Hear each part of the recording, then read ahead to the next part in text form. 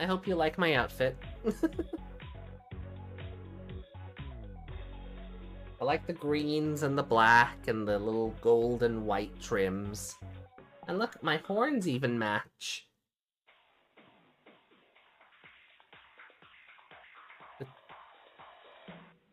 I even went out of my way to make my horns match. So...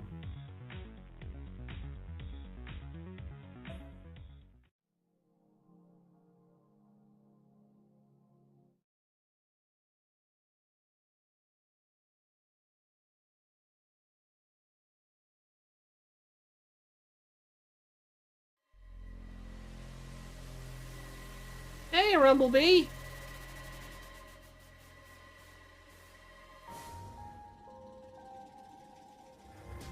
What the hell happened to me? Junpei, are you alright? Hey, what are you two doing? Come on, aren't you coming? What do you mean to do to us? Try using your brain first. All of the cards are in. Holy shit, this is nuts. Let me show you.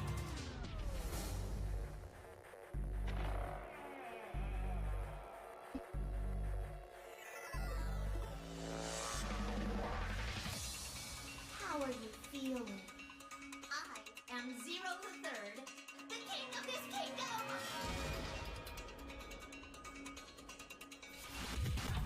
I'm plenty friendly. Hold on a minute! That is the truth. Who am I? How can I forget? How do I kick it What off? makes you so sure? Hello?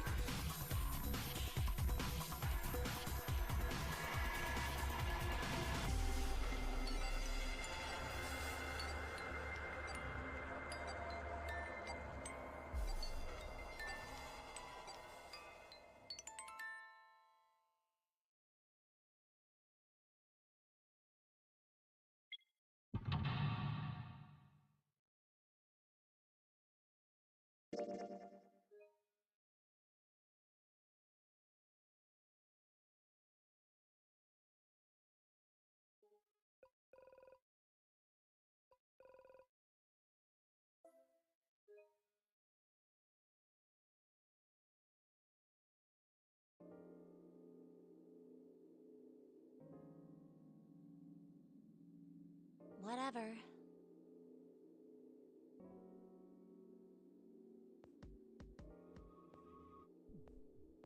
All right, we're ready to go then. Let's move.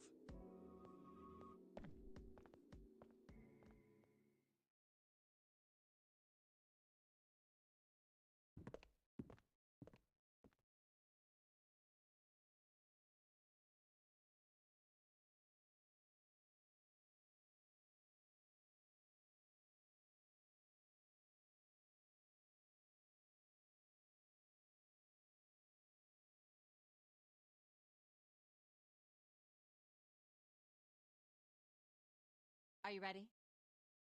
Yeah. Okay. Then shall we go?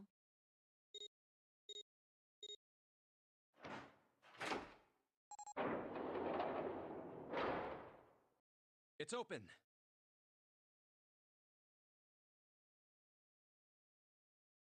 Okay. Hurry!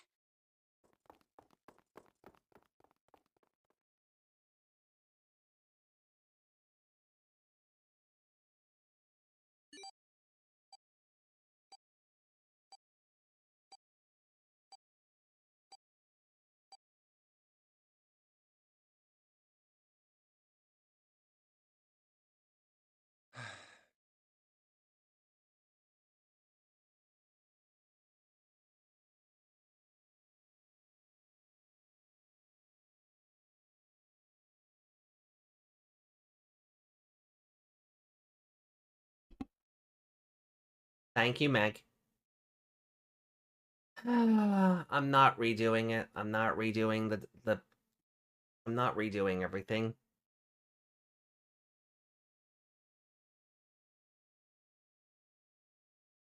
Thank you, Meg. He looked to his left, toward door 7. June stood there, a mirror image of Junpei. She turned and looked toward him. Their eyes met. June. Junpei.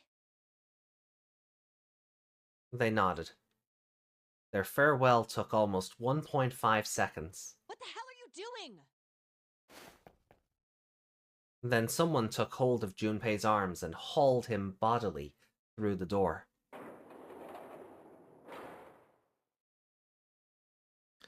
He heard the sound of the numbered door slam shut behind him. His bracelet gave a cold, electronic beep. 81 seconds left. Hurry! Lotus snapped at him and ran to the dead. Ugh. Junpei and Clover followed her as fast as they could.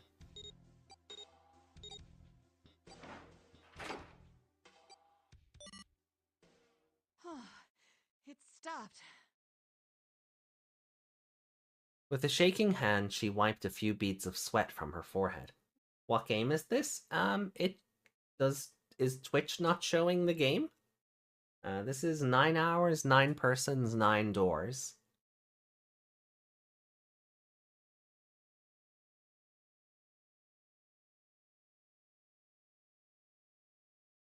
Clover, however, was calm. Aloof, perhaps. Pointless.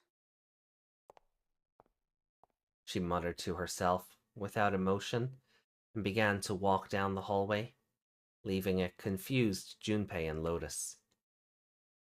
Lotus watched the girls receding back with a mix of frustration and curiosity. What an unpleasant girl. I bet she's not very popular with the boys.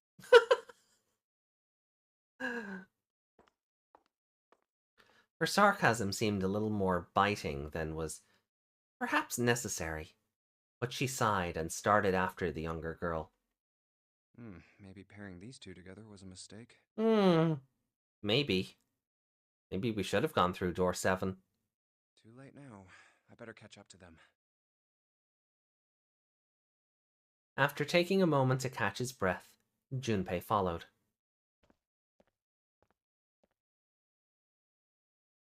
Oh, it's a dead end. The hallway made a number of turns before at last coming to a dead end. There's a door on the left, though. For a few minutes, they stood in front of the door, examining it. Above the door was a plate with the word laboratory engraved on it. A laboratory? Huh. Oh, that doesn't sound very pleasant. I don't like the look of this place. Me either. But there aren't any other doors. It's not like we have a lot of choices. Junpei, Huh? please, you first.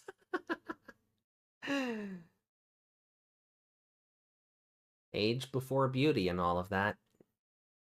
Junpei suspected her politeness was motivated by something other than respect. Ugh, fine. Junpei muttered to himself and pushed open the iron door.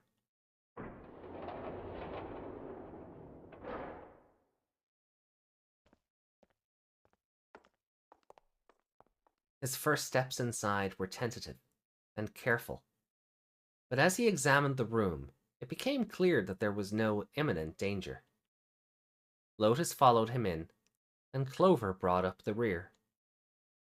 Ah, it is this one! Hey, it's this room! The room YouTube hated.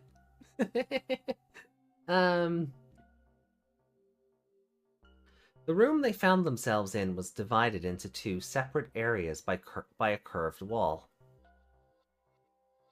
A thick glass window built into that wall made it possible to see into the other side of the division. You know, I think the window looks into another room. Maybe it's for monitoring something. Junpei walked to the window and looked through. What the hell? He wasn't sure what else to say. Hey, Saber! In the center of a room, shaped like a quarter circle, a mannequin lay on what looked like a medical exam table. It looks so creepy. Junpei jumped a little He hadn't noticed Lotus come up next to him. It's kind of like that doll is waiting for surgery. This is a laboratory, right? I'd say it's more like it's waiting to be experimented on. Ooh, Happy New Year! It's creepy either way.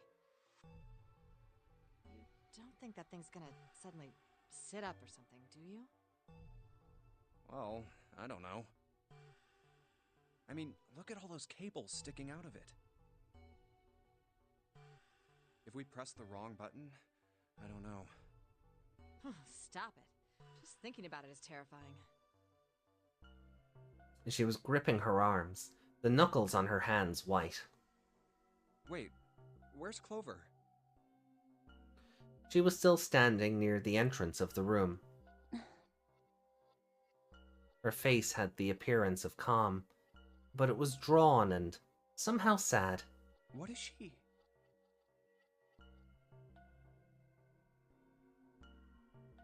There was something almost pitiful about her.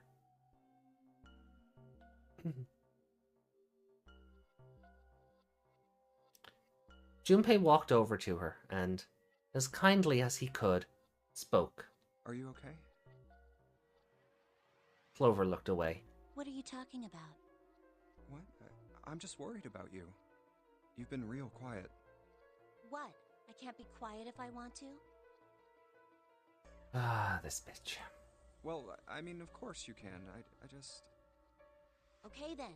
If I can be quiet if I want, just leave me alone, okay? Come on, you know I can't do that. We gotta work together. Clover bit her lip and was silent for a You moment. just don't get it. And suddenly, her cry took Junpei by surprise, and he stumbled backward a few steps, alarmed. My brother's not the kind of person who just leave me behind. Okay, Takaru, chill out. That works because they have the same actor. In the English version, anyway. Something happened to him. Something bad. Yeah.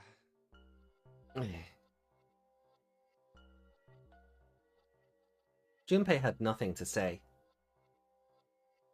Here comes the money. Ben, yo! Haven't seen you since last year, Kappa. Benny Nate subscribed to your channel for 0 months. For 0 months? Computer lady, are you sure about that? I'm pretty sure that says 29. 0 months. What the fuck?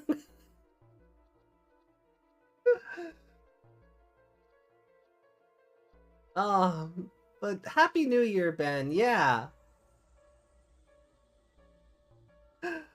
Oh.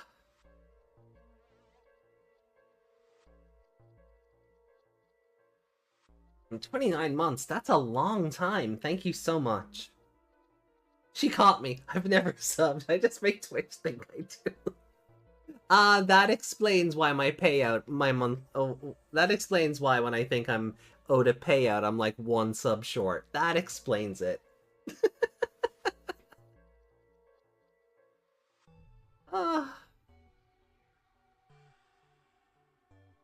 But, oh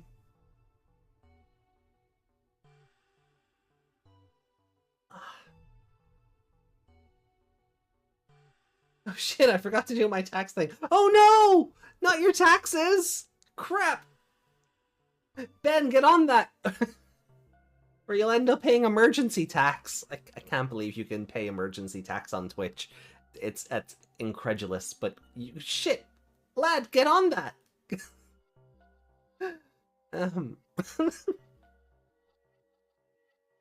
Want to start to the new year, right? Hey. Oh, okay. Well, Ben, thank you so much. I hope you're having a good evening. I hope your new year has been quiet and peaceful so far.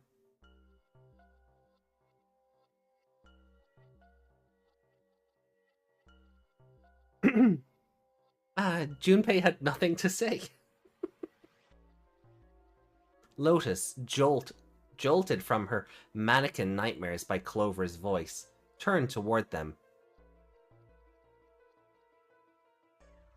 Quietly hanging. Nice. Hey, Monstar! Good to see you!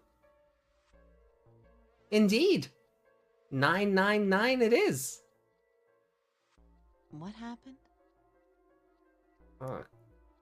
Clover's eyes slid to Lotus, then back to Junpei. Look, just don't bother me, okay? Leave me alone.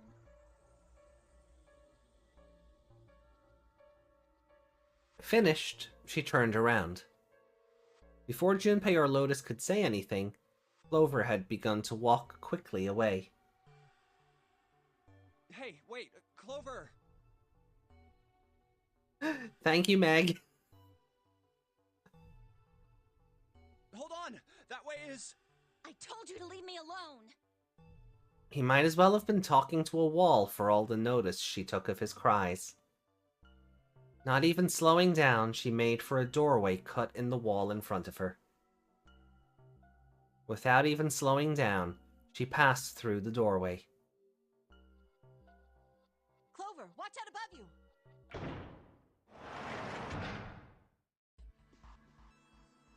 And without warning, an iron gate fell from the ceiling like a portcullis, sealing Clover in. What the heck? What's going on here? Clover grabbed hold of the iron bars and shook them as hard as she could. Hang on. I'll get it open. Oh, for crying out. You'll never do it on your own.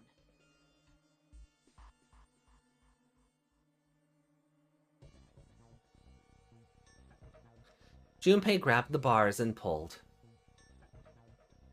In a moment, Lotus joined him. The three of them pulled as hard as they could, but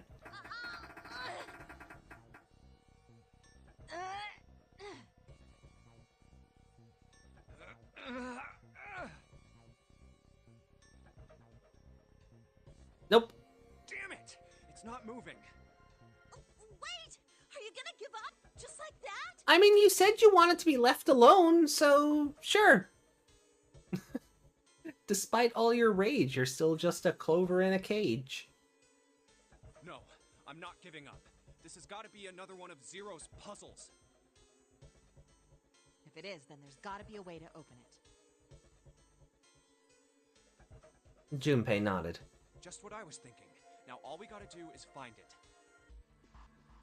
Lotus and I can look around out here. Clover, you're gonna have to see if you can find anything in there. Oh, yes, I'm on it.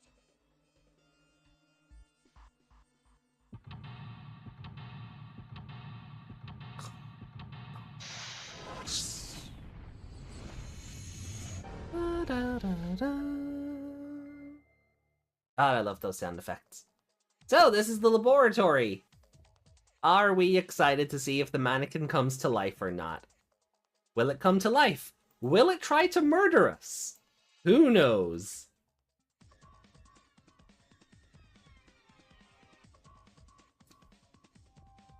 Either way, I hope you're ready.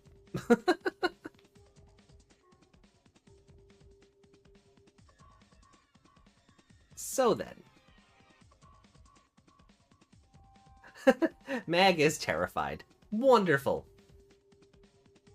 Let's begin the experiment.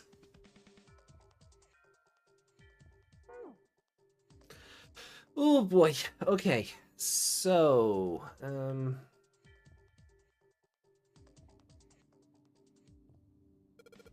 this is a keyhole.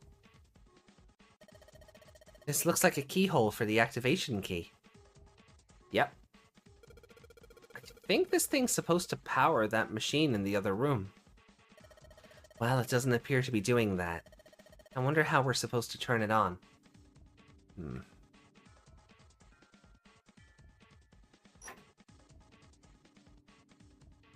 Oh, Ethanol. Okay. Ethanol. I wonder if this is for antisepsis. Oh, it says anhydrous ethanol. Anhydrous? Is that different from the regular ethanol? Oh, come on, that's common knowledge. Anhydrous ethanol is a powerful cleaner. It can erase even marks left by a permanent marker. Well, excuse me, princess. A whole bunch of steel lockers. The 9 on the right all have little red lights on them. Red lights, huh? Well, can't hurt to give these babies a try. Aw, Meg, thank you for gifting Monstar a sub.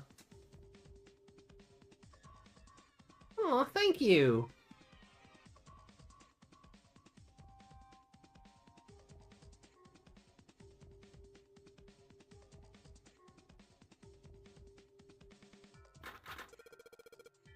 Yep, just as I thought. Locked tight, all 9 of them. You were just trying to buy one. Aw, well thank you. I wonder if there's anything important in there.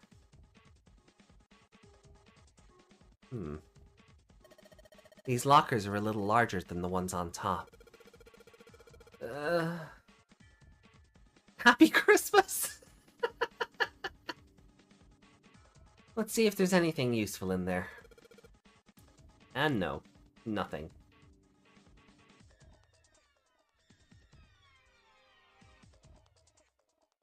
The keyboard. This is the computer. The power isn't on. Well, there is a power button. This is a waste of time. What? I don't see a power cable. Oof, yeah, you're right. No power cable. This thing isn't even connected to a main computer, though. It's got a monitor, keyboard, mouse, but that's it. Just sticking the power cable in isn't going to do anything. Oh, I don't know about that. Junpei has never heard of, Junpei has never heard of,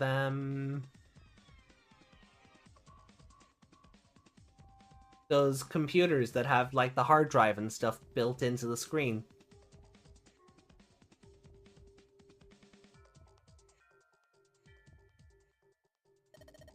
There's a lot of stuff here.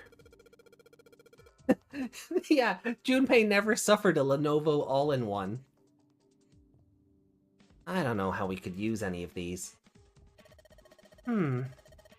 Well, I can say for sure that I do know how to use at least one of these things. Which one? The one on top. I think it's a power cable. The power cable, huh? I'll take that.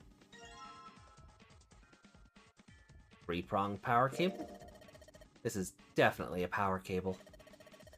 Do you remember if we ran into anything that didn't have a power? That didn't have power? Yes, thanks, video game. I'm not that dumb.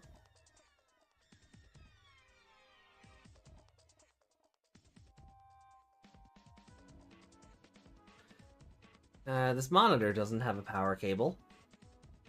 So one end of this cable needs to be connected to a monitor, and the other end needs to plug in under the desk. Alright, let's just slip you in. Huh? Well, shoot, I can't use this. What's wrong? This cable has 3 prongs, but the socket only has 2 holes. What a problem to have. It's not gonna fit, is what I'm saying. In other words, we're gonna need a plug to change the power cable to one with 2 prongs. That's right. Okay. Ba-ba. Okay. I guess we should check in with Clover. A window made of really thick glass. I don't even think a bullet could break it. A window made of really thick glass. Doesn't matter what I hit it with. Might as well be made of steel. Stop discussing your prongs in public, Junpei. Junpei! Do something! Please! Aw, look, Clover's using nice... Clover's learning how to be polite. Ah, okay.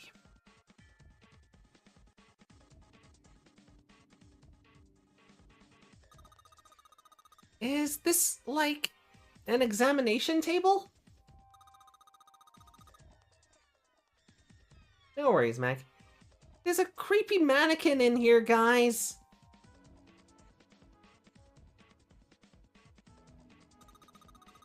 There's something sticking out of the mannequin's head. Like wires or something. What the hell were they doing in there? Huh? Why is she all quiet now? They were doing experiments on humans. Probably. Aw, man, now she looks sad. Huh? There's a mannequin lying on the exam table. I can't really see it very well from here, but it looks like there are a bunch of electrodes sticking out of its head. There's a mannequin lying on the exam table. That mannequin looks so sad. I gotta admit, I'm starting to feel kinda sorry for it. Am I getting attached to this thing? Maybe I should give it a name. How about the Science Boy? Science Boy is lying on the table. His poor head is full of electrodes. Science... Is it just... Okay. What's over here? I don't know what kind of table this is, but part of it is all black. There's a pen lying over here. I think someone probably used it to make the table black. Well, if they only used the pen on one part of it, there's probably something underneath all that pen. Clover, do you think you can erase it? Yeah, sure. Oh, this is permanent marker. Junpei, do you know how to erase ink from a permanent marker? Erase ink from a permanent marker, huh? Give me just a minute, Clover. I'll be right back. Part of the table's been colored over in black with a permanent marker. If I could find something that could get rid of that ink, I could hand it over to Clover through the bars. So we pull out. Sorry, pull away. Clover, use this ethanol. You should be able to wipe off that permanent ink with it. What am I gonna wipe it with? Oh, well, your clothes, of course. Kidding. Just kidding. Please don't look at me like that. You're scaring me.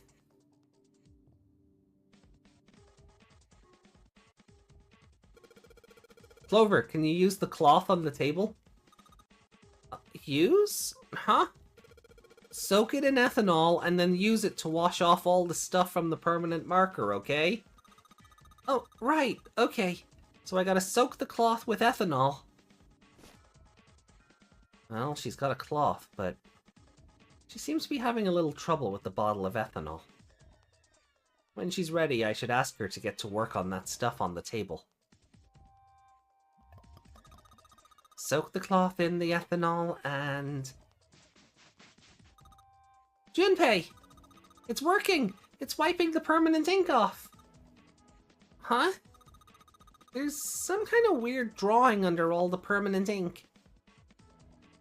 What's the deal with that drawing Clover found? Maybe I should ask her to take another look at the table. I wonder what this is. There are a bunch of numbers in some kind of grid. I can't see it from here. Clover, you've got a pen and a notebook, right? Could you write down those numbers and then hand them to me through the bars? Okay. Roger. No, his name is Junpei.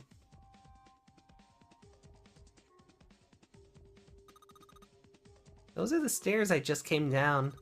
The bars and the gate are just above me. It's a rack. Mind your eyes, Clover. My eyes are up here. There were a bunch of cables on it. No, these are decorations. Somebody cut the outer stuff of the cables. I can see the wires inside. How dare.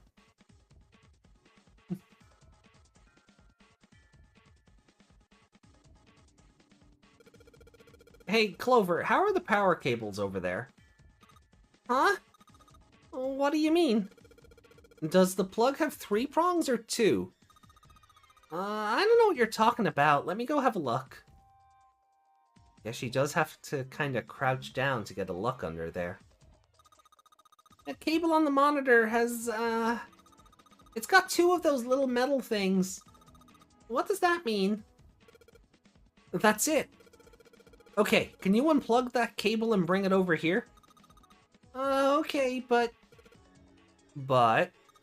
Well, I can unplug it, but it's connected to the main computer. I can't take it over to you. God damn it, that's no good then. Well, how about just the plug? What? The plug? Well, maybe more like, connector? It's a sort of thing that makes the plug with the 3 metal thingies into a plug with 2 metal thingies. Still useless? Not useless. Not useless at all. That's just what we were looking for. Okay. Can you hold on for a little bit? And back down she goes. All right. Unplugged. I'll hand it to you over at the bars, okay? Okay, so we get... So she has 2 items for us. Here, Junpei. I wrote down all the numbers from the desk on here. Paper with numbers on it. Acquired. New material has been added to the file screen. Okay.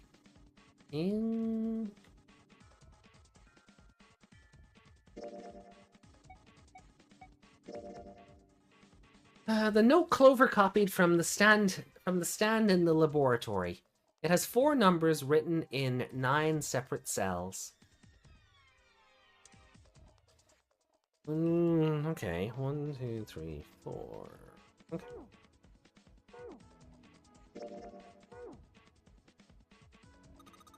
Here you go.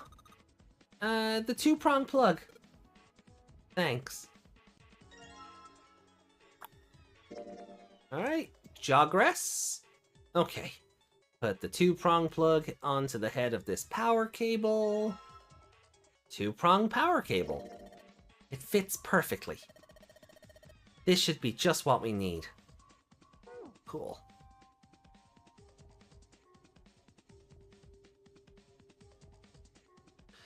Alright, I've got the 2-pronged power cable in my hand. I'm pretty sure this will work. Under the desk I go.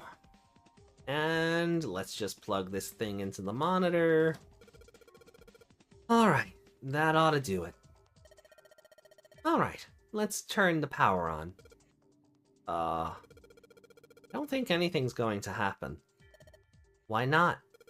Well, it's not connected to the main computer. You never know until you try. Pretty optimistic. Yep. Junpei pushed the button on the front of the monitor. Oh, that worked. The Lenovo screen greeted him. Sorry, couldn't resist. Hashtag not sponsored, but we were, you know, making fun of the Lenovo all-in-one, so it seemed apt. Okay. With a soft hum, it turned on. Streams of letters that made no sense to Junpei began to scroll across the screen. What? He had hoped it would turn on, but he hadn't expected this.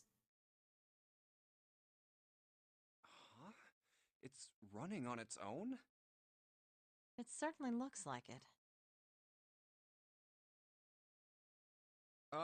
Isn't that kinda weird? What? Well, it's not connected to the main computer, right? There's just this keyboard and monitor. The only cable connected to this thing is the power cable we just plugged in. So, why is it working? Maybe it's a wireless display. Clearly, this was a reasonable explanation to Lotus. A wireless display? Yes, it connects to your computer wirelessly, hence the name. Have you been living in a cave, Junpei? He most certainly had not, but... Is that normal? Yes, at least where I worked. Oh. Oh, it stopped. Pass with a colon. Looks like we need to enter a password. Again? There must be a hint around here somewhere. Could you go take a look? Is it not the... Yeah, I'm on it. What are you going to do? What sorcery is this? Yeah, Junpei is a moron. I'll see if I can do something about this on my own. On your own? Yep, on my own. Lotus? Lotus pulled over the nearest chair and dropped herself down onto it in front of the keyboard. For a second, she stared at the screen. She kneaded her hands, knuckles popping, and twisted her back. Left? Then right. All right, let's kick some ass. So, I spoke in a previous stream about how a certain image of Lotus was too much for YouTube's thumbnailing system to handle. This is said image. Because I don't remember how to do it.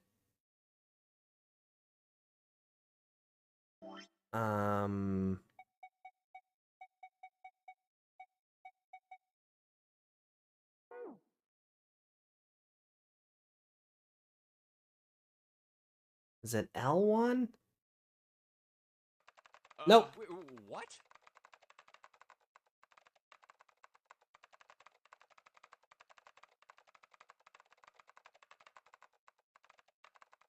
Okay, hold on.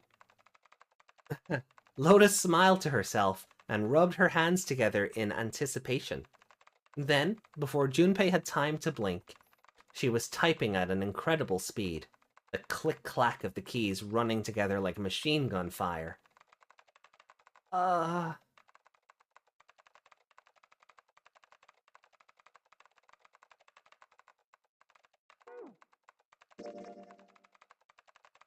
okay, that's the flowchart.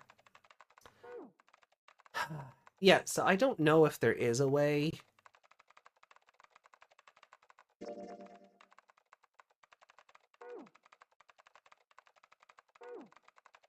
Okay, so I don't remember. Is it square? Oh, it is. Okay. Didn't expect that, did you? Of course I didn't.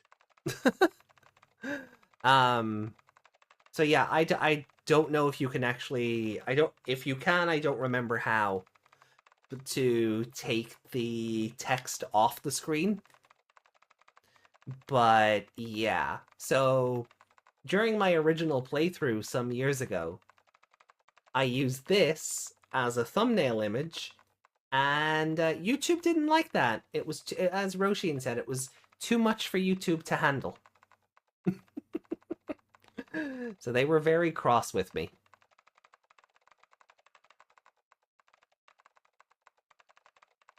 You're typing so fast, I can't even see your fingers. Well, at any rate, you're pretty amazing. Lotus grinned, pleased with herself.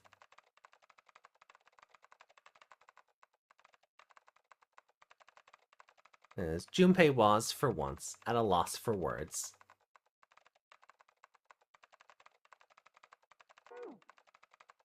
She's clearly a Barbie doll. There's no nips on those. Does make you wonder, doesn't it? Just how much,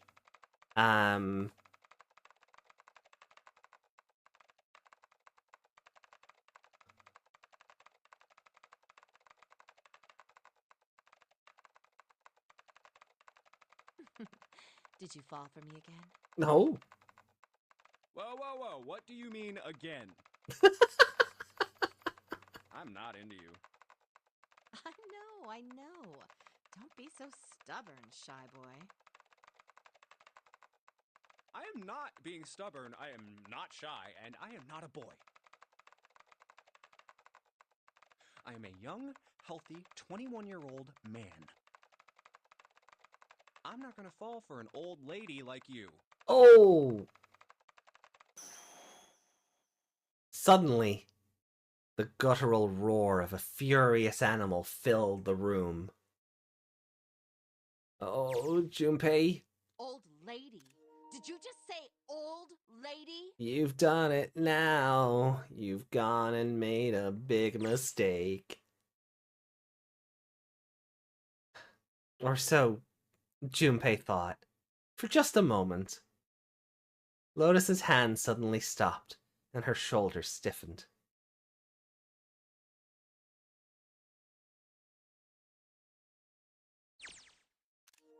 Nope.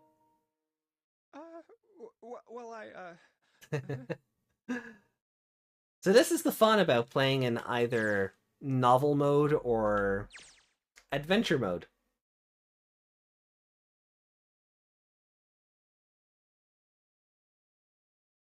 I've had enough of you.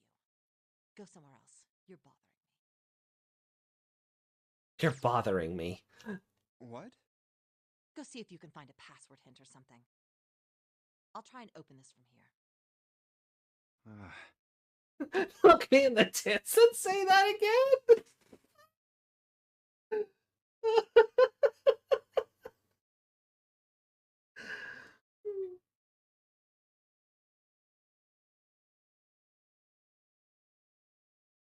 Okay. You're distracting me. Go. Now. Lotus waved her hand in the universal gesture of dismissal. Junpei was clearly not wanted. Fine, I guess I'll go. Time to cut my losses, Junpei thought, and left as quietly and inoffensively as he could. Junpei wandered around the room for a while, looking for anything that might help find the password for the computer. Unfortunately,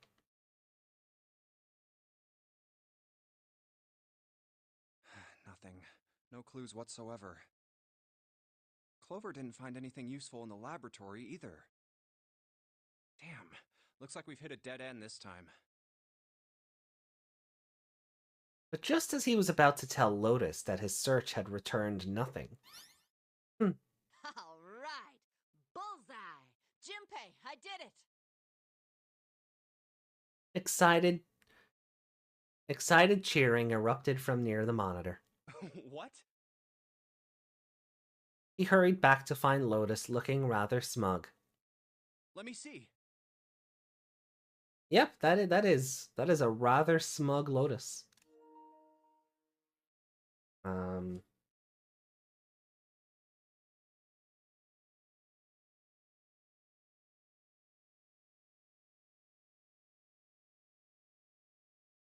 Hold on.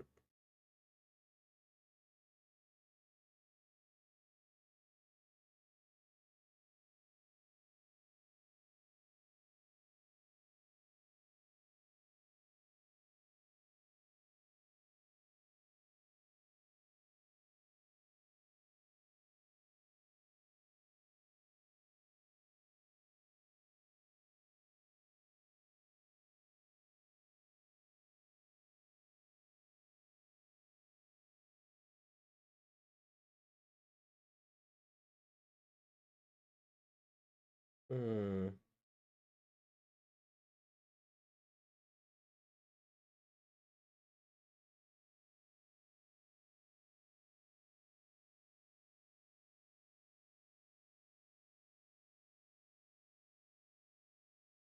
Okay. No, I was just seeing if there was a way to actually remove the text to get the image in full, but no, and I don't remember enough. So, oh, that's certainly not that. That is a calculator. She gestured for him to look at the screen, and he did. The strange text from before was gone. In its place was something entirely different. There's a teen mom show coming out called The Next Chapter, and kids from the first show are oh, and kids from the first show clearly didn't learn from their moms. Or they did and went, ooh, MTV money. Yeah.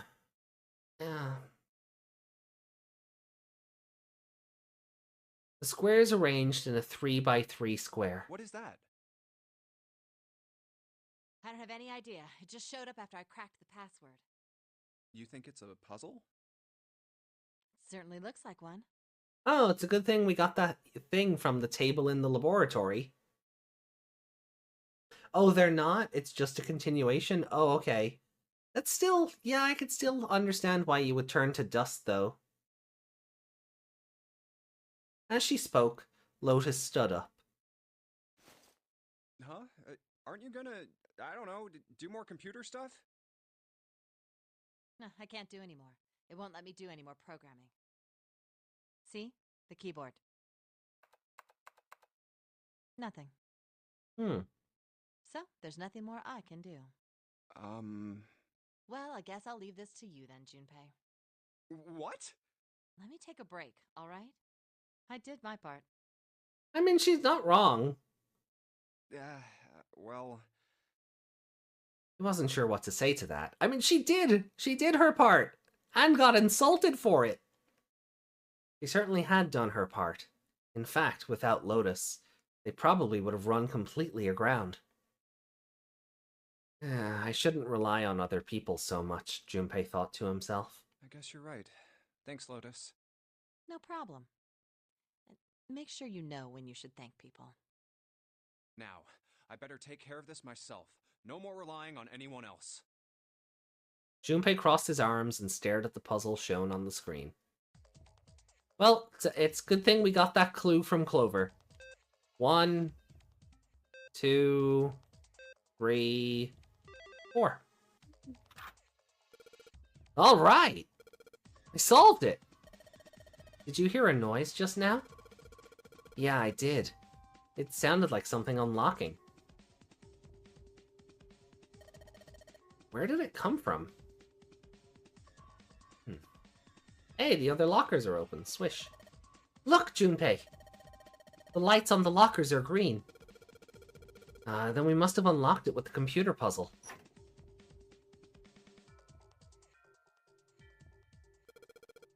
What's in here? Keys? There's more than one key in here. This one is small and looks like it goes to some sort of machine. And this one has the Earth symbol on it. I think the Earth symbol matches a keyhole in a door on the A deck. Well, if that's the case, we probably don't need the Earth key right now. Alright then, Earth key. I'll just tuck you away deep in my pocket. Now, as for the other key... Activation key! It was just at that moment that he heard a voice behind him. It was Clover. Hey, Junpei, do you have a minute? He put the puzzle aside for the moment and walked over to Clover. What's up? Well, never mind. Hey, hold on a minute. What does... Sorry, just forget about it. It's nothing. Oh, okay then. Before he could say anything, she spun around and ran back down the stairs. What the hell was that? After waiting a few minutes to see if she would return, Junpei sighed, shook his head, and went back to searching. Okily dokily do.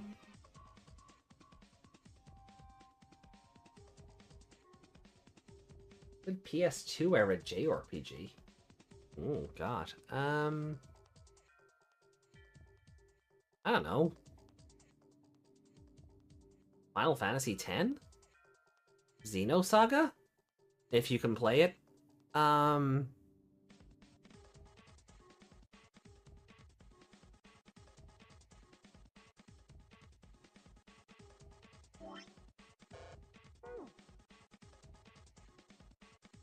Oh, there you go. Okay, so our activation key goes here then.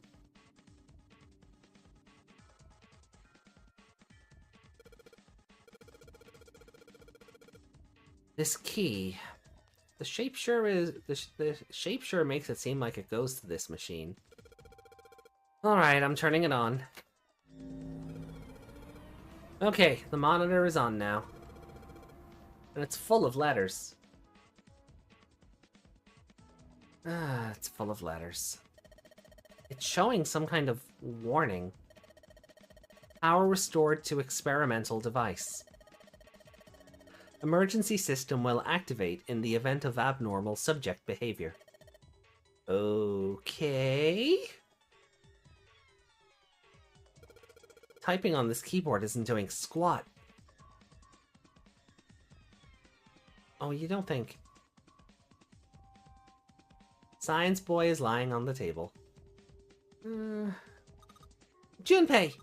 This thing in here is on now. Yeah, that's because we activated the power on, over on this side. Did you, like, play with it a little? Okay. Yeah. I'll turn this dial here. Turn. I don't think it's working. Nothing happened. Well, maybe she missed something. I should ask her to look around the room again. This is the monitor. There are a whole lot of cables under this table. Maybe if you increase the voltage? Roger. No, her name's Lotus. Will do. Okay, I'm gonna go all the way to max voltage. Max voltage? Hey! Wait, Clover! Ah, shit!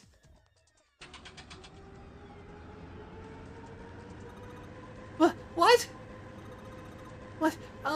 I think, Oh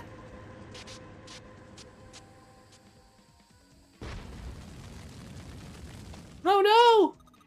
Oh my god! The mannequin's head! Oh man, that sounds like a fire alarm. God, what the hell? Fire detected. Fire detected. The emergency system will be activated. Evacuate the room immediately.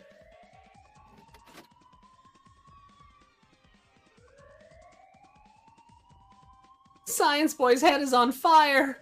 Science Boy, no! Oh, the humanity! What the hell is Science Boy? What the hell is Science Boy? Are you talking about the mannequin? Yes? Forget about the mannequin. You need to help Clover now. Oh, fun. Junpei, it's so hot in here. Help me. Help me, Junpei. Wait. Oh boy. Can we just let her burn? She's a bit of a brat.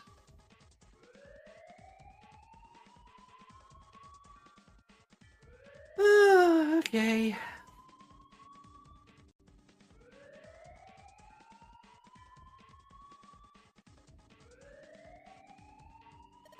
Junpei, look at the light. Yes, it's green. The emergency system has activated and disabled the lock. Now we can save Clover. Junpei, come on, kid, jump. Oh, she's safe. Oh man, that smoke is some serious business. Time to close this door again, I think. Clover, are you okay? Are you hurt? Damn, she's coughing so hard she can't even talk. Of course I'm not alright! What the hell took you so long, you big jerk? I was almost dead! Fine, go back in the door then. Sorry, I was going as fast as I could.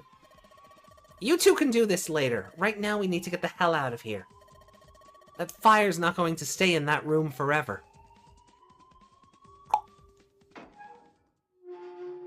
Out we go.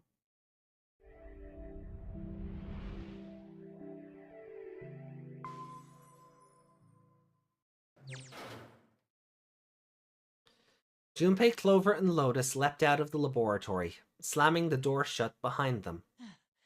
Whew, thank God we got out of there. Yeah, finally. Oh, yeah. All three collapsed against the wall, breathing heavily.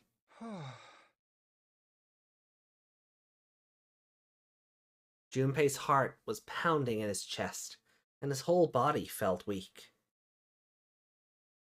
He inhaled gulps of clear air, and with each one he could feel his body begin to calm down. All right, let's go. Okay. They nodded to each other and started off down the hallway.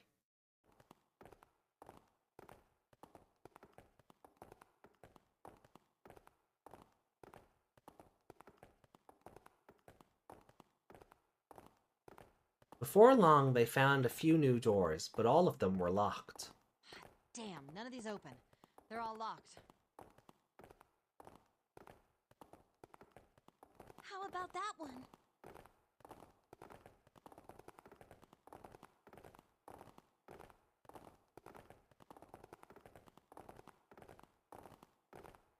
The final door sat in a corner of the hallway.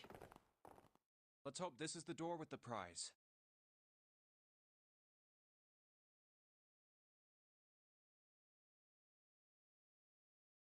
Junpei grabbed the door handle and was about to pull it open when a voice cried out behind him. It was neither Clover nor Lotus, but he recognized it.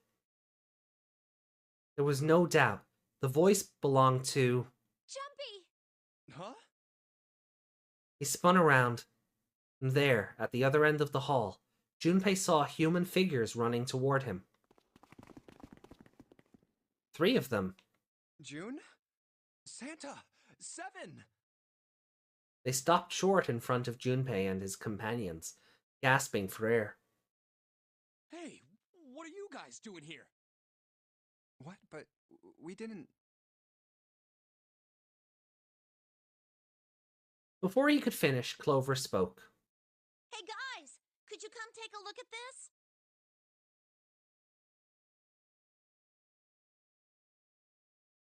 She was standing near the end of a small hallway that branched off to the right. The rest of them ran over to her, curious as to what she'd found. Hey, on the wall. A map of the ship's interior?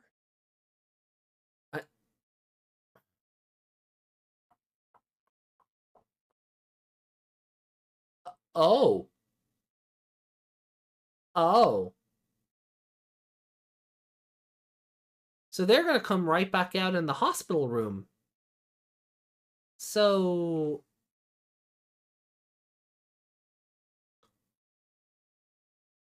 That's interesting.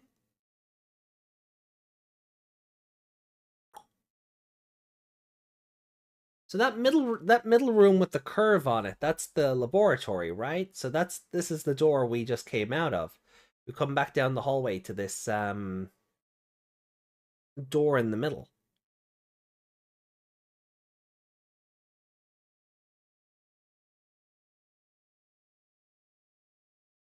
Oh wait. Okay, so no, the door up top was door 8. So we went through that, down, and all the way to the back. Oh, MJ, welcome in! Happy New Year! Or watch the show. Thank you. MJ Pastelis rated your channel with 4 viewers. Happy New Year, everyone!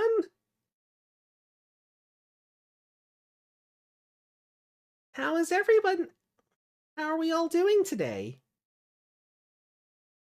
Keylocker. How was Keylocker? Riggs Wreck, Happy New Year to you too. Welcome in.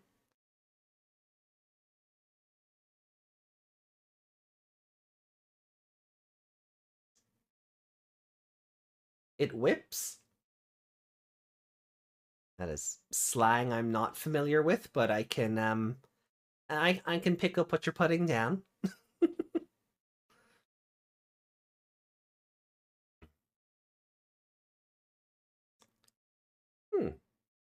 Well, we Raiders, we are currently playing 9 hours, 9 persons, 9 doors for the 15th anniversary. And we have just escaped the laboratory and met back up with our friendos. So we've just found a map of the ship's interior. It says C deck. So it's the map for this floor then? Door 7. And Yeah, so there's door 7. You can see like they've lined it out. So they went in through door 7, came down this door, did their puzzle, went into the back room, and then they came out into this hallway. And then door 8 is the one above it. So we went across and down into the door at the far back here. And then we've come out this other door at the bottom. So this door in the middle, facing the room with all the rectangles, that's where we're going to come back out of. That's where we're going to come back. So we're coming back out into the giant hospital room. Yeah. Wait, yep, they both eventually end up at this hallway.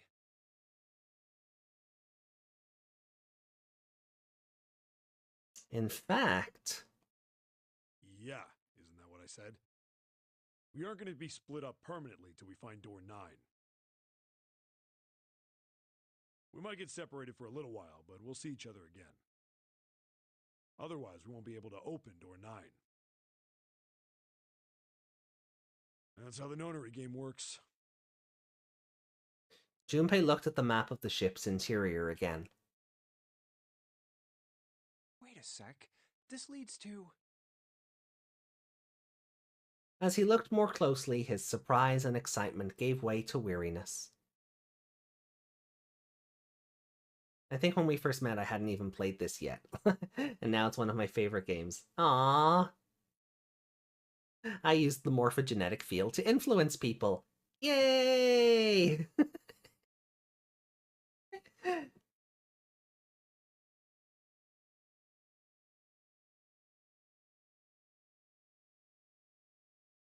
Oh, You've got to be kidding me. One by one, the others saw what he'd seen. we may as well go. Yeah. As one, they all moved back toward the door Junpei had only a moment ago been ready to open. Oh, almost forgot. We should keep this. Endertao, welcome in. How are you? How are you doing? He pulled the map of the ship's interior off of the wall and put it in his pocket. The others followed the others. The 6 of them stood in front of the door, arrayed in a semicircle. Enjoy your lurky turkey. Santa stepped forward. He took hold of the door and spoke without looking back at the other 5. Ready? I'm gonna open it. Alrighty, Meg.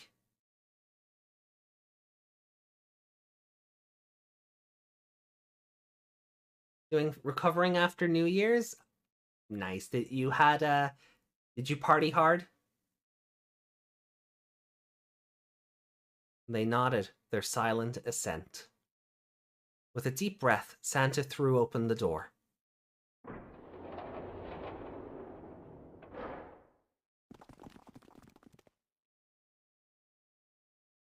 They poured through the doorway and into the room. Even without looking around, each one of them knew where they were. I knew it. No, Meg, look, if you want to get started, that's fine. They were just where the map had said they would be. I went to sleep at 5 in the morning, so I didn't get too much sleep. Valid. That is, fair. I think I was the same. I slept in till like 4. I want to say. I think slept in till like 4. But that was mostly because I knew I didn't have to get up for work today. I was like, okay, I'm sleeping in, I'm recovering. I'm getting my stamina back from work. Thank you. We're back. Ace's sacrifice had been for In the nothing. hospital room.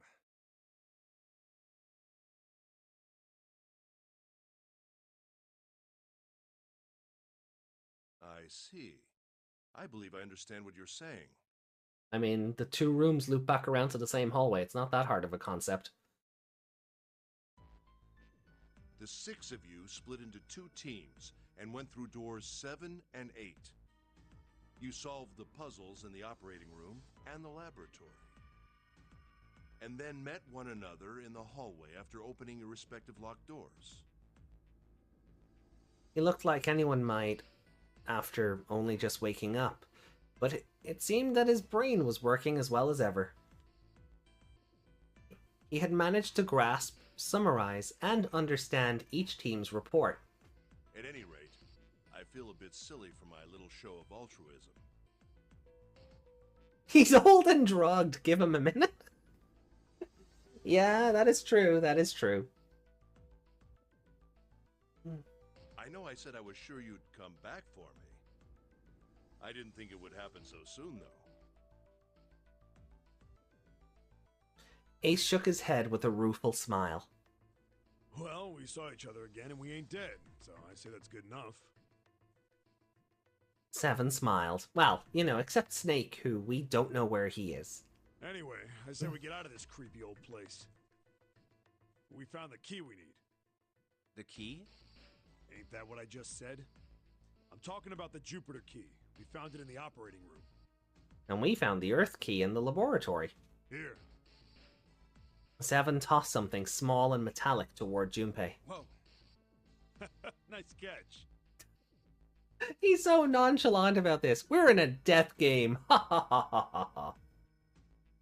What is this game even about? 9 people are trapped on a ship and have 9 hours to escape. And they have to go through numbered doors 1 through 9 and solve puzzles to help them escape the ship. They have bombs inside them. One person has already been exploded. Another has gone missing and is presumed dead. And yeah, it's a riot.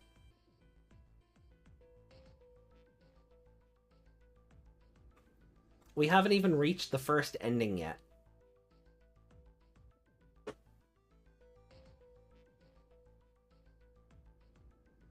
Jeez.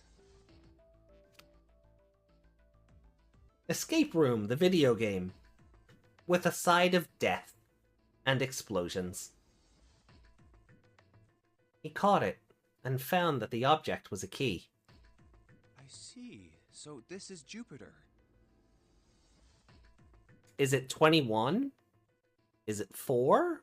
Is it 24? Yes. On it, someone had engraved a symbol very similar to a 4. He looked over at June, who nodded back. It had to be the Jupiter symbol. I'm gonna let you hold on to that, alright? Yeah, on it. Junpei took the new key into his pocket. So how many unused keys do we have now? There's the Earth key we found in the laboratory. the Saturn keycard we found in the kitchen. And the Jupiter key you just gave me. Junpei tucked the new keys into his pocket. June spoke up. The Jupiter key is supposed to be for the door at the end of that long, straight hallway, right? Yeah. If the map's right, then it connects to the central staircase. Then, next to the stairs... Wait! They were the first words anyone had heard out of Clover in quite some time. Her face suggested that they weren't going to be very happy words. What about door 3? Look, you saw the map, right? It's the same as 7 and 8. You just lead us back to the big hospital room. There's no point to seeing what's on the other side of that door. There is a point. At least there is for me. There were tears in her eyes, but she glared at Seven as hard as she could, just the same. She looked very much like a frightened puppy. There wasn't a man alive who could have resisted those eyes. Seven looked everywhere in the room except at Clover, and muttered as he coughed apologies under his breath. Yeah, you're right, I'm sorry. Snake might be on the other side of door 3. Clover nodded once. The next person to speak was Ace. Very well. I'll be coming with you then. I've had a nice long rest. I think it's time I was up and about again. Oh, okay. So 7, you'll help me, won't you? 7 and 3 is 10, plus Clover's 4 is 14. That's not how numbers work. Wait, no, sorry, Ace is 1. 1 and 7 is 8, plus Clover's 4 is 12. 1 plus 2 is 3, so Ace... Ah, thank you for the follow, Ender!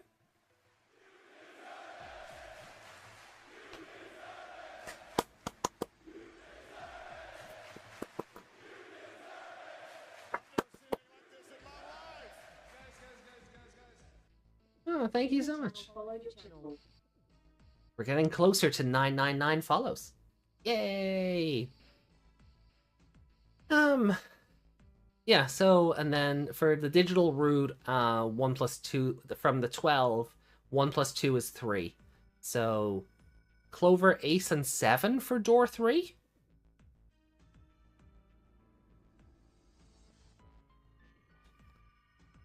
Huh? Me?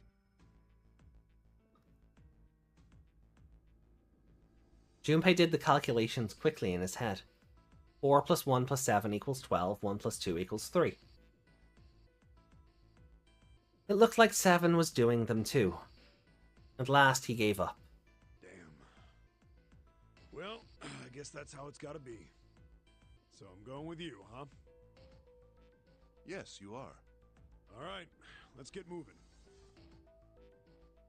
And so it was decided that Clover, Ace, and 7 would discover what lay beyond door 3. Okay, we're heading out. Be careful. Whoa. Didn't think I'd be hearing that from you, Lotus. Don't let it go to your head. I'd be in trouble if the 3 of you bought it. The rest of us can't open the 9 door. Ah, the truth comes out. 7 nodded, as if this answer made much more sense, and pulled on the lever of the red.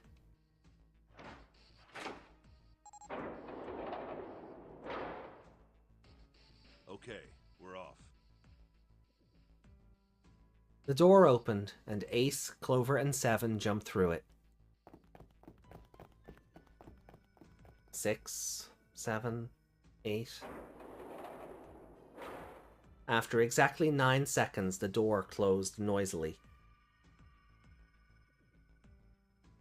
All right, we should get moving too. We're not gonna wait for them to come back?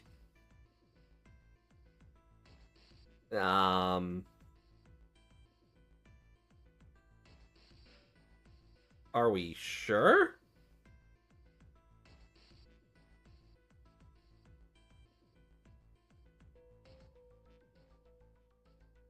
Huh? Get moving. Where are we going? Everyone except Lotus seemed rather confused. Well, it would be a waste of time to just sit around, wouldn't it? Let me explain.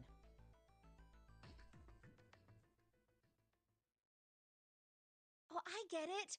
We're gonna see if we can get anywhere interesting with the Jupiter key. Yes. If we're lucky, we might find Snake. They were at the end of the hallway lined by individual hospital rooms. And here's the Jupiter symbol on the keyhole. All right, Junpei, open it if you please. Yeah, on it. Junpei pulled the Jupiter key out of his pocket and slid it into the keyhole. He twisted,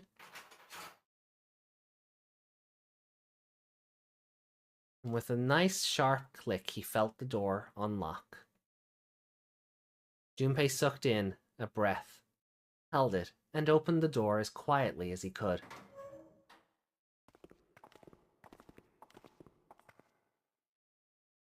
Inside was exactly what he expected to see from the map of the ship's interior.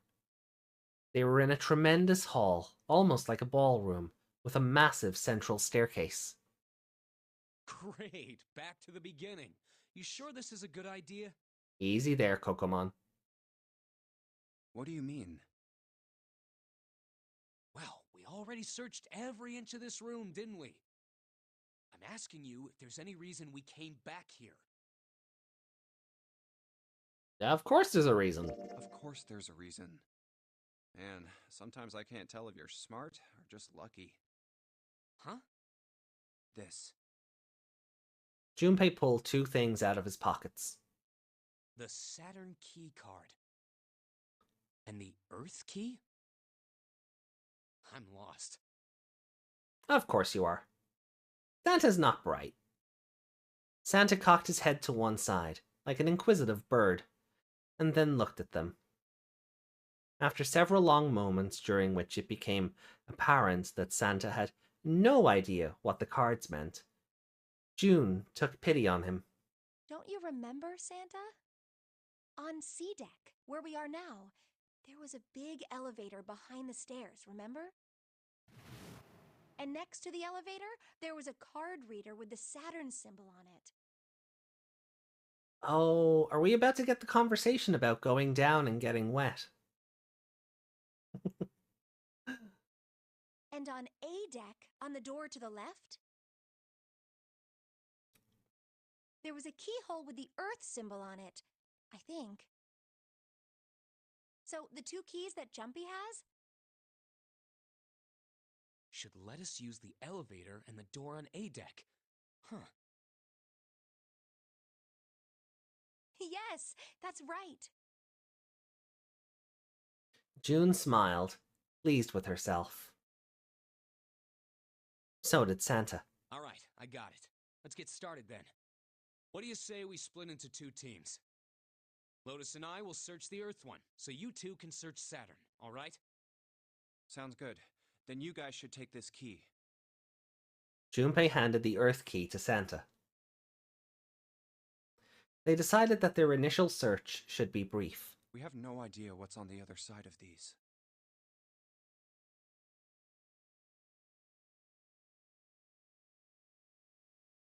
So don't go too far. Just search for 10 minutes and come back. Plan decided the two teams split up. Junpei and June headed for the elevators. There's a card reader next to the left elevator. Then let's try out the Saturn key card. A light on the upper left corner blinked to life. Great!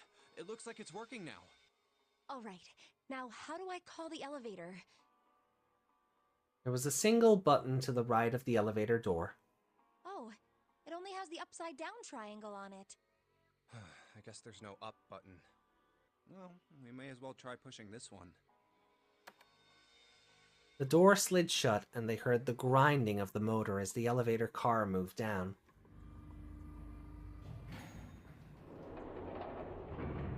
Well, that's not ominous at all. It opened! Look, Jumpy! June's voice was excited, but Junpei could hear a tinge of anxiety. Sweet! It opened! Let's get going. He grinned at June and stepped toward the open door. As he was about to set foot in it, he felt a hand on his arm. Wait! What? I'm not really, I just, oh gosh. Junpei was at something of a loss. What could she possibly be so frightened of? June was probably afraid of being locked up alone with a boy. After a little thought, Junpei decided that she had to be nervous about being locked up in such a small space alone with a boy. Well, we will be all alone in here. In a way, it was kinda cute. Very demure, you could say, he thought. Still, even though it wasn't exactly roomy in the elevator, they weren't going to be pressed up against one another. At least, they didn't have to be. Still, it was making her nervous. Junpei couldn't help but think how innocent she was. Jumpy? Huh? Oh, nothing. It's not important. Come on, let's go. Again, he stepped toward the elevator. And again, he felt himself restrained. I said wait a minute. Oh. Why? Aren't you afraid, Jumpy? Afraid of what? Well, I've never... You know. It's your first time? Here we go. She'd never been in an elevator with a man alone before? Even so, she still seemed awfully alarmed. I might... get wet. What? Down there. I'd get soaking wet. Be mature, Ami, be mature. Well, I mean, of course you would. That's the way it works. I mean, I've never heard of anyone getting soaking wet somewhere else. Don't make it weird, Junpei. That's true.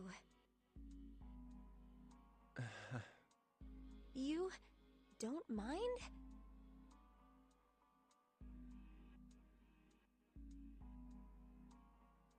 Mind what?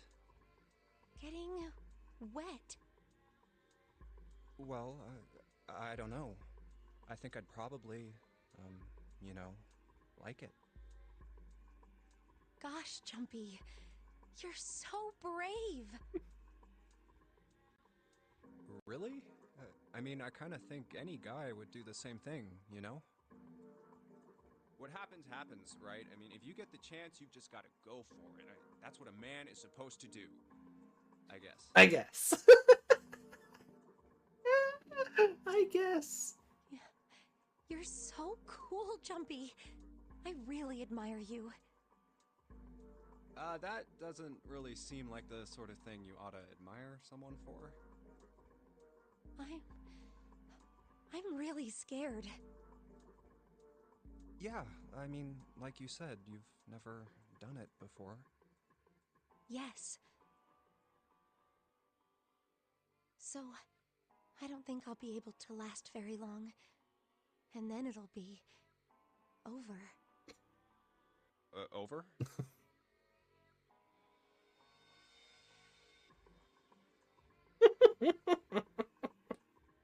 Yes. I'll go to heaven. Damn, Jumpy. Heaven? It feels kind of like you're floating in space, and your mind gets all fuzzy, like when you pass out. At least that's what I've heard from people who have experienced it. Yes, I've heard that too. Although I don't think the same thing happens to guys. What? Huh? Huh? But would happen to men too, wouldn't it? It would happen to anyone. Once it gets into your body, the same thing happens to everyone. Well, I mean, usually it doesn't go inside the man. I mean, generally. Yes, it does. Come on, Junpei, get with the times. Well, eventually it will. It's not like you really have a choice. Your body will force you to swallow some of it. Eventually. What are you trying to do to me? Nothing. I'm not going to do anything to you. I'm just saying that that's what happens. It's a psychological reaction to what you're experiencing. Oh, is that so?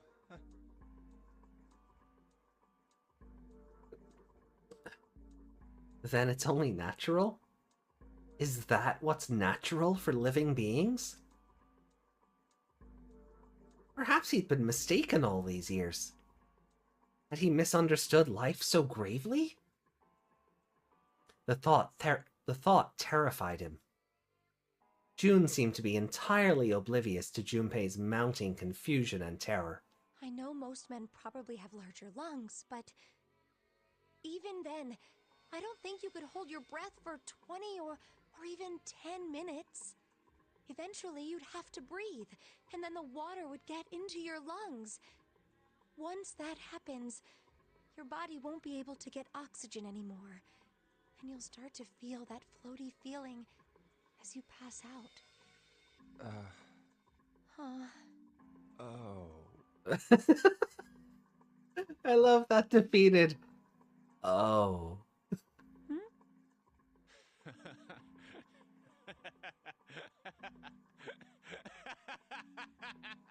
And he's gone insane. Finally, Junpei understood. He understood what June was trying to say and why she was so scared. Yeah, you're right. You wouldn't last very long. See? She was afraid that She was afraid that the only elevator button pointed down. That meant, of course, that the elevator couldn't go any higher than the floor they were on. As he thought about it, Junpei realized he hadn't seen elevators on the A or B decks near the central staircases. All of which meant that the elevator could only convey them to the lower decks. Come to think of it, the lower floor, D deck, is completely underwater. An elevator heading to a submerged floor. That is pretty scary. Hey, wait a minute. This elevator came up from somewhere under us, right? Well, yes, I guess it did. It didn't open right away after you pressed the button. There was a motor noise like it was moving, and then it opened. Yeah, exactly. Yes. So, take a look inside. Junpei jerked his head toward the interior of the elevator. It's not wet at all, is it? The walls and even the floor are totally dry. I mean, that explains nothing. That just means the door was closed down there. And knowing Zero, this place is airlocked. So, nothing's getting through. Oh, you're right. They are. That does not mean that the doors were open down on the other floor, Junpei. She looked around the elevator, slightly embarrassed. Well, let's test it. Test it? Yeah, watch this. Now, I'll just put one foot inside the elevator and look over at the buttons. Oh, there's only two. E and C. Alright, I'll push E. He pushed the E button and jumped out of the elevator. The door slid shut and they heard the grinding of the motor as the elevator car moved down.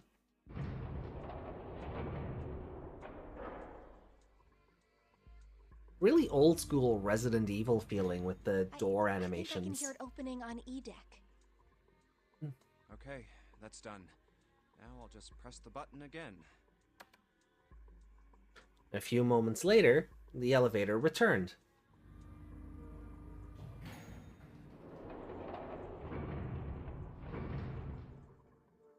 Yep, not a single drop of water to be seen.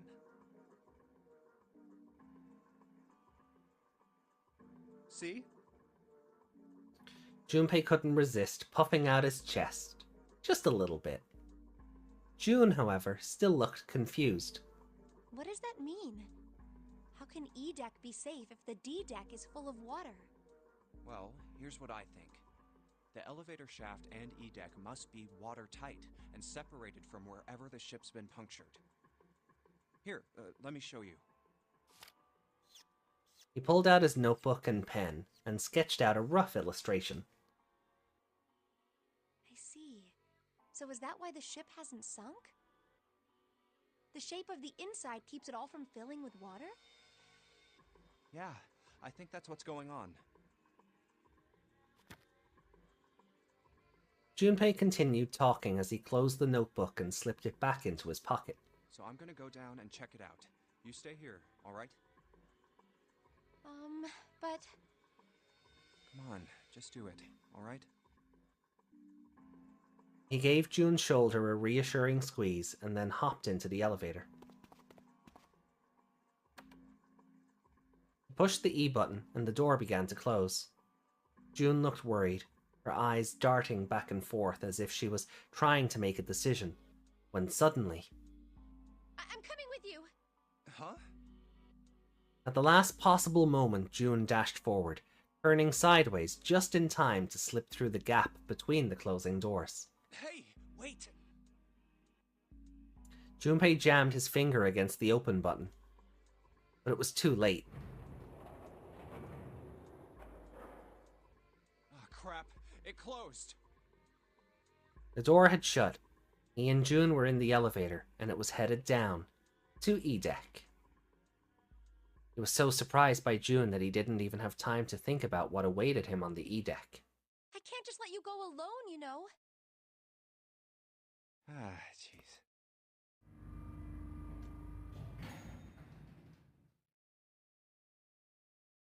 The elevator stopped, and the door slid open. Down to drown with Jack and Rose! Only if we find a door by itself, yeah? They tentatively stepped out and looked around. It looks normal. No fish going about their fishy business, or jellyfish floating lazily through the water. There was, however, a blowfish.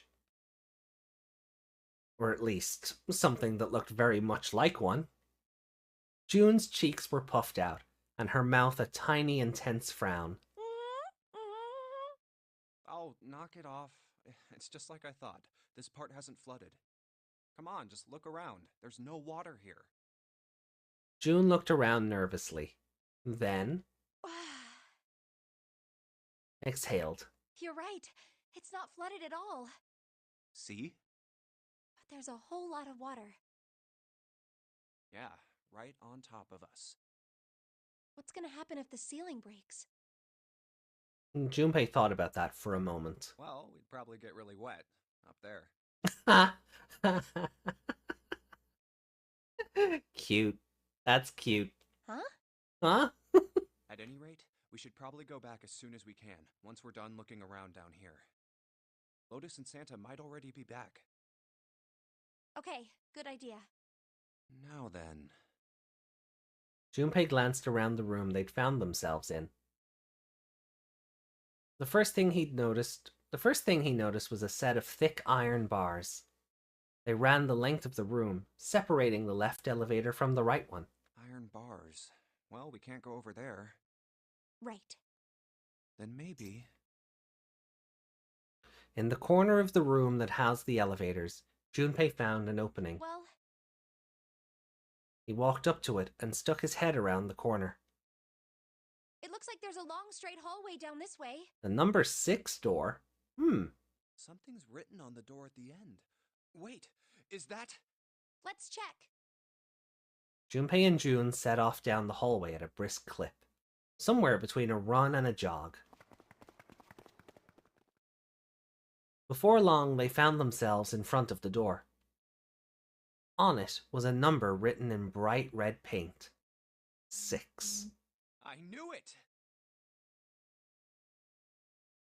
This is a numbered door! And indeed, there was a red bolted to the wall right next to the door. But we can't do anything with only the two of us. Yeah. 5 and 6 is 11. 1 and 1 is 2. We better head back and let everyone know. Yes. Junpei and June turned and headed back to C deck. Wait, what's this? On their way back, Junpei noticed a map on the wall. Is this the map for E-Deck? I should take it with me.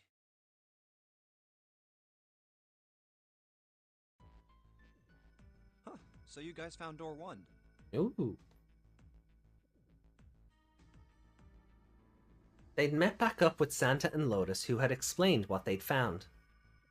Apparently, there was another numbered door on A deck. Just like the one on E deck, beyond the door that the Earth key opened. According to Santa and Lotus, there was a 1 on the door. So now we've located 2 new doors, the 6 door and the 1 door. You know, it is interesting that E-Deck wasn't flooded. Lotus was quiet for a moment, lost in thought. Well, we don't really know if all of E-Deck is safe. We only checked the area around the elevator. Even so, it's still very interesting. You said the 6th door was there, right? Yes. Then that means Zero planned all this out, even the sinking. That would have meant some pretty serious remodeling of the ship's interior. It's pretty mind-blowing when you think about it.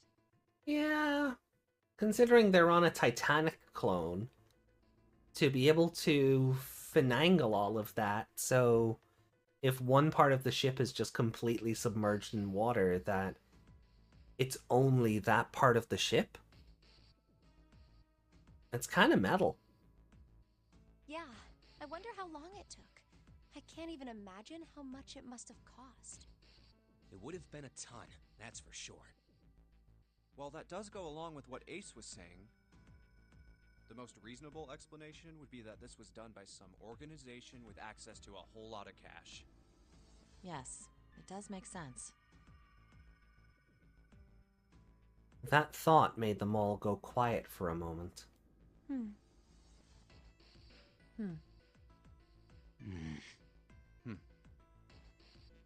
June bit her lip while Lotus sighed softly to herself, and Santa cracked a stiff neck and stared off into the distance at nothing. Yeah? I don't think it's a very good idea to stay here. June looked up at Junpei with large, pleading eyes. Yeah, you're right. Ace and his team might be back already. Well, Junpei and I should be able to open door 1. Okay. Huh? You guys leaving me behind? 8 plus 6 plus 5 equals 19. 1 plus 9 equals 10. 1 plus 0 equals 1. Just kidding. All right, let's go. Lotus's words were all the impetus they needed. Back to the large hospital room they went.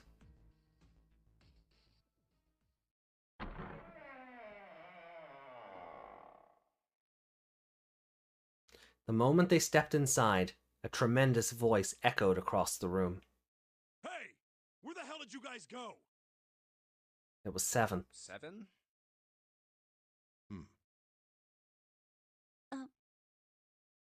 Ace was right behind him, and Clover was behind Ace, although she seemed to be hanging back. What's wrong? It looked as though there was something strange about them. 7 had the look of a man who'd seen a ghost. Ace was just as pale, and Clover looked as though she was only moments from passing out entirely. We unlocked the map and you didn't sing. I don't think it counted for this game! You know, we do the map song when we get one like in a JRPG or like a Zelda or something. I didn't think it counted for this game. For a long moment, they simply stood there, looking at one another. Junpei looked around nervously, waiting for someone else to speak. No one did. He looked at Seven. What happened? What the hell kind of question is that? Seven was trying very hard to be angry, but something had shaken him. Hard. His shoulders were trembling and his voice was strained. That doesn't work for me, brother.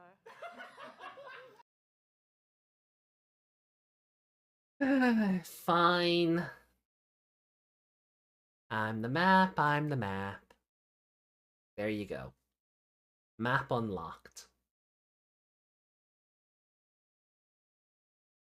Snake is... Seven couldn't finish. He just looked away, his face twisted by... Junpei wasn't sure what. Instead, Ace spoke. He took a deep breath, closed his eyes, and spoke. It's my favorite part of the stream, when chat bullies on me. Oh. And I wore my nice new Python hakama for everyone. Oh, and I'm still getting bullied. Meanies. Snake is dead. He died, just as the 9th man did. Huh? It was as if all the air had suddenly been sucked out of the room. Junpei felt his heartbeat quicken, and he realized he was having trouble breathing. He could feel cold sweat beading on his forehead and neck. June, Santa, and Lotus looked the way he felt. All three were frozen in place, their faces white. Oh my god, that's not true, is it? We should make sure. Yeah, right. We should. They nodded to one another and headed for the number 3 door. Wait, not that way. What? Why not? They stopped short and turned to look at Seven.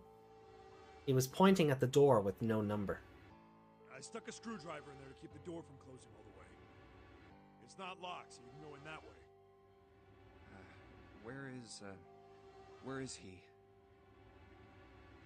The shower room, on the left side of the hallway. Ugh.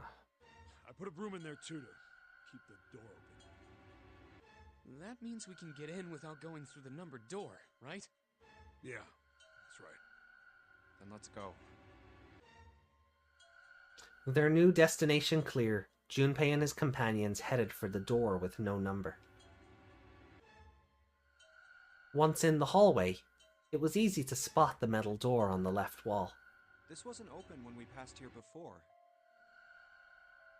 But now, just as Seven had said, there was a broom stuck between the door and the frame, keeping it open. Well, let's keep going.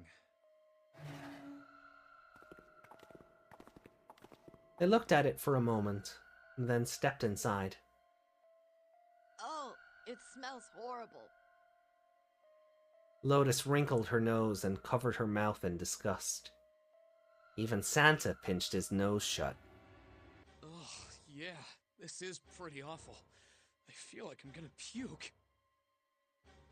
It was just as bad as they said. Perhaps worse.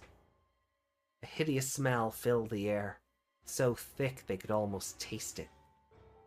It was sour and smelled of fish, feces, and burnt meat. It worked its way through Junpei's nose and down his throat to pound against the entrance to his stomach. He put his hands over his mouth and struggled to keep what little was in his stomach where it belonged. Where is he? Where's Snake?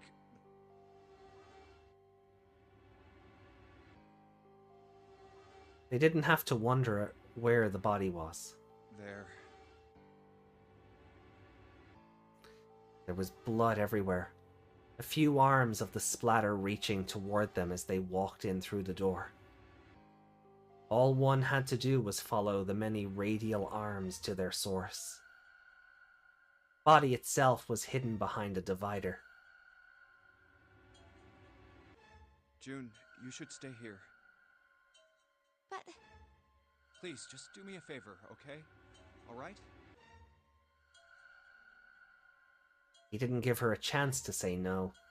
He put his hand on her shoulder, as if to shove her into the ground like a tent pole, turned, and walked toward the end of the divider. I'm going in. Felt like it took an eternity for him to get there. Santa and Lotus followed, timid and nervous as a pair of children. Eventually, they reached the divider. They looked at one another and nodded, slowly. Junpei put his hands on the divider and peered around the corner. For a moment, he forgot to breathe. He felt his heart collapse in his chest like an empty cigarette carton, and time froze. He knew in that instant that he would take the image before him to the grave.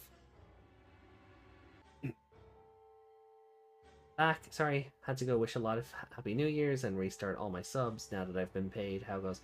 Oh, no worries, Monster. Welcome back. Delighted to have you. And Trauma and Puzzles is going well. I think we're getting Trauma. The puzzle was easy. Poor Science Boy, though. Science Boy deserved better, but we had a conversation about going down and getting wet, and the trauma has just started, I think.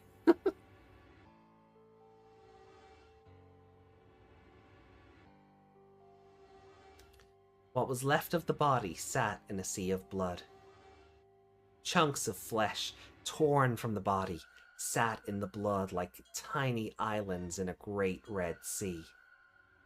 A vast, ragged hole had been torn in the torso, and what remained of his intestines spilled out of it like fresh spaghetti. Similar chunks of meat had splattered against the wall and become stuck there as they dried. Globules of yellowish fat had left trails like tiny slugs as gravity pulled them down the wall, even as they dried to it. Just like Ace said. Santa's voice was strained. Junpei suspected he was holding down some vomit of his own. Just like the ninth man. The detonator in his bracelet set off the bomb in his gut. It looked as though the explosion had been quite powerful. Oh god. The bone is coming out of his left arm. It's definitely an open fracture. Oh, fuck. His legs were both bent at an odd, unnatural way, and his left arm had split open, exposing the painfully white bone of his ulna. His bracelet lay next to him. It seemed to have hit the wall hard enough to have shattered the display, which lay on the ground in pieces. Oh, the face. It's horrible. Yeah, you can't even tell who it is. Half of his head had simply collapsed.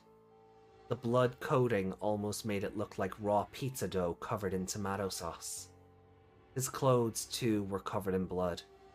The burgundy tie, the white shirt, the jacket with the yellow piping, and the grey slacks. But the clothes are... They were all familiar to Junpei. No mistake about it. It's Snake.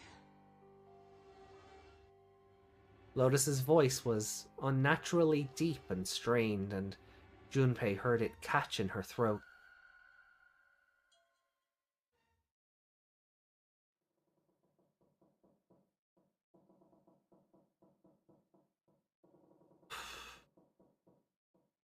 The squeal of tortured metal made Junpei's teeth curl.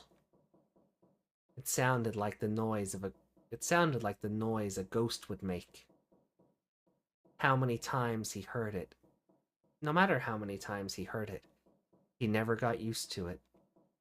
Every time, it put him on edge. It didn't help that there was a girl nearby who looked far more like a ghost than a living human should. It was Clover.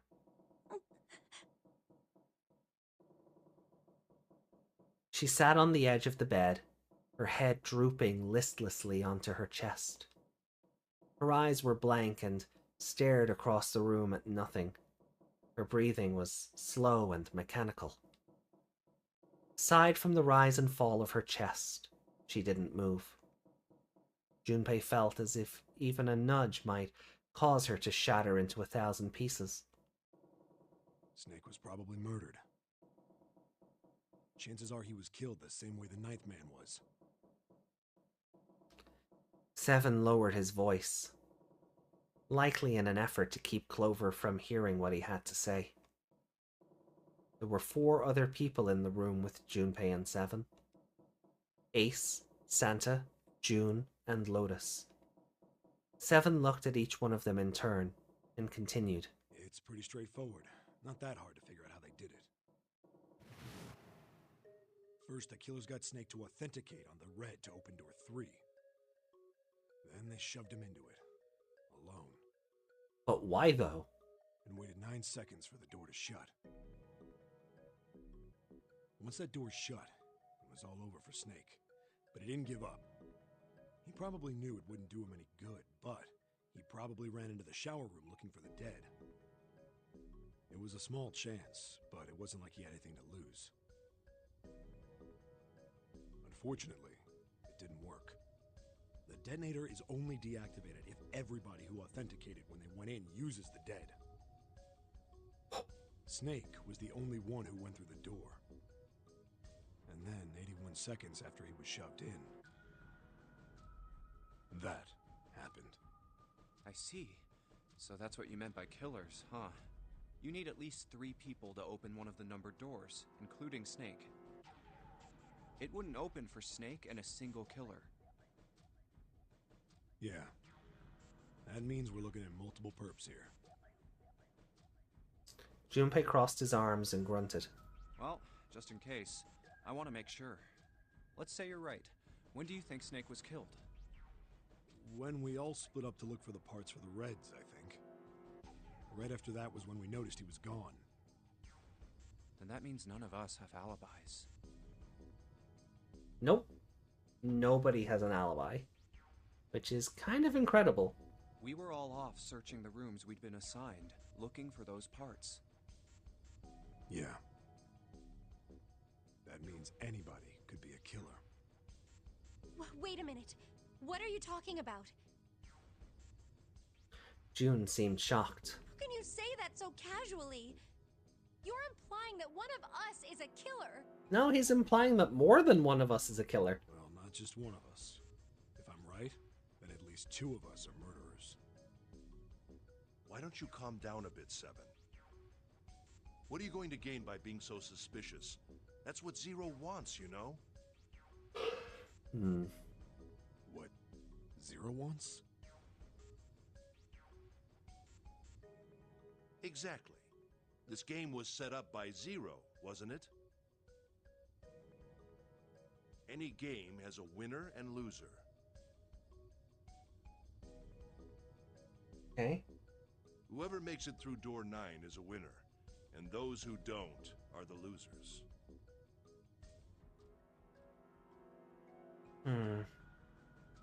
Zero is trying to make us fight against one another for that victory. But how does murdering everybody help us get through door 9 though, considering we need all of the bracelets to make a digital route? Then you're saying that Zero is trying to split us up by making us fight each other? Yes. That is why we can't let ourselves fall prey to suspicion. We have to trust one another and form a strong bond of friendship. Ace, are you the murderer? Otherwise, we'll end up ensnared by Zero's manipulations.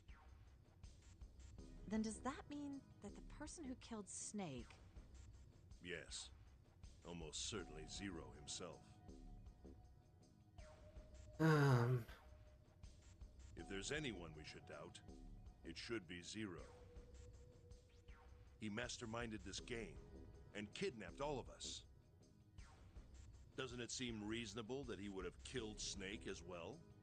I mean, how would Ace even do it? Right, if Snake had to authenticate, Snake was 2, you need at least 3 people to open a door. So Ace is 1, Snake is 2, so that's 3. But then you need another number to give you a digital root of 3. Which would be the 9th bracelet, but oops, the 9th man is dead. So how? You know?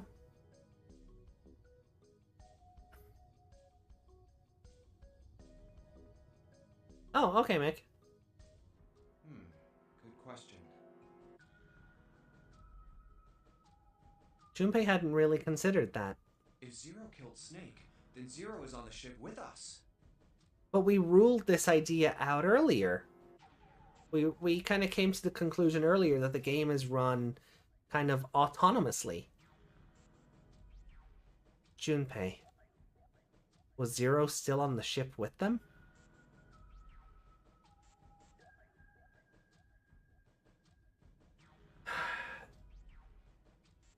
Sure.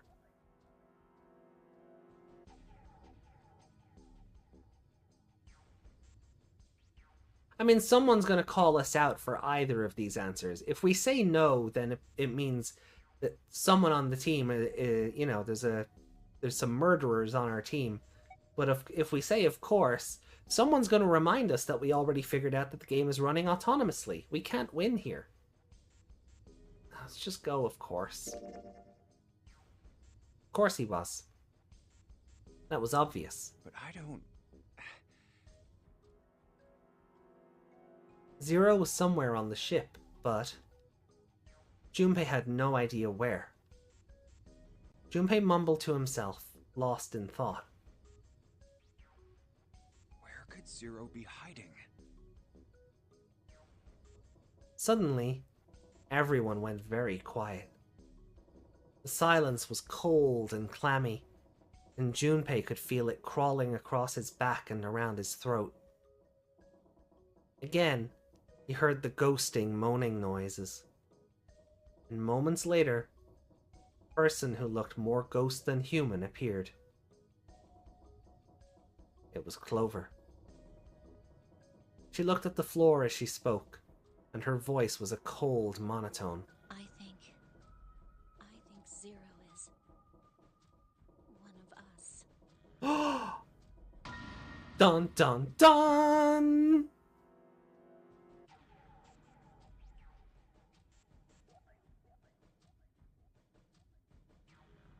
Every human body in the room froze. The only sound was the muffled rustling of breath. Eyes darted from face to face.